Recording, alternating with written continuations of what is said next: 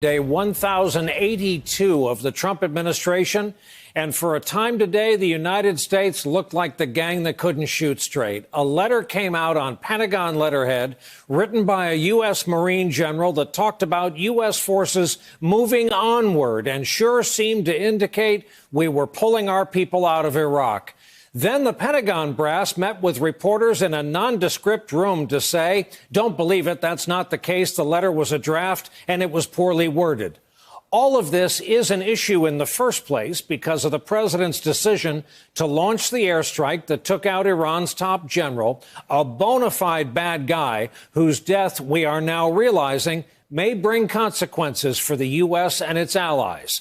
Today was a bad look for the Pentagon. That was underscored by a man who once ran the Pentagon as defense secretary. They're scrambling around trying to figure out what the hell to do. I hope they make every effort to try to maintain our forces there because, frankly, the issue we're forgetting a lot about in the middle of all of this Iranian crisis is the fact that ISIS still remains a real threat to the United States. And about ISIS, just yesterday, we heard the U.S. got out of the fight. The New York Times reports the U.S.-led coalition in Iraq and Syria has halted its campaign against ISIS as forces instead brace for retaliation from Iran.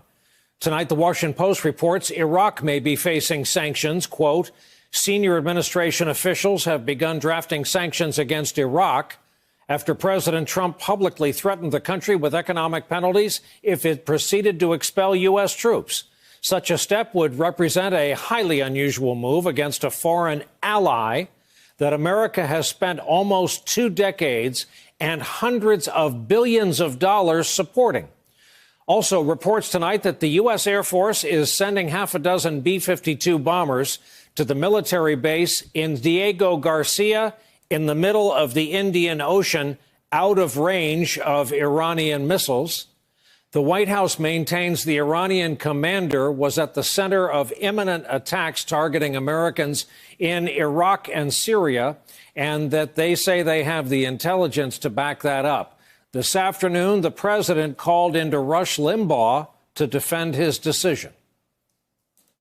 He was a terrorist. He should have been taken out a long time ago. And we had a shot at it, and we took him out. And we're a lot safer now because of it. Now, we'll see what happens. We'll see what the response is. Democratic members of Congress have been clamoring to see the administration's evidence pointing to planned assaults on Americans. NBC News has learned that tomorrow, top congressional leaders who make up what's called the Gang of Eight will be briefed on the matter after the fact. Wednesday, Secretaries of State and Defense, as well as the Joint Chiefs Chairman and the CIA Director, will hold classified briefings for members of the House and Senate. Meanwhile, the crisis over Iran and the crisis over impeachment, you might say, found common ground today. That's because former National Security Advisor John Bolton, a longtime hawk on Iran, now says he will, in fact, testify in Trump's Senate impeachment trial if he is subpoenaed to do so. And tonight, one Trump ally in the Senate is pointing to Bolton as having had a hand in Trump's latest confrontation with Iran.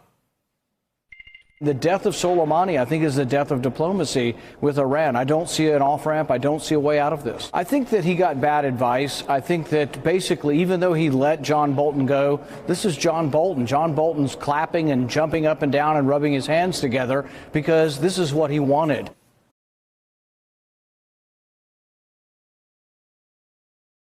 Hey there, I'm Chris Hayes from MSNBC. Thanks for watching MSNBC on YouTube. If you want to keep up to date with the videos we're putting out, you can click subscribe just below me or click over on this list to see lots of other great videos.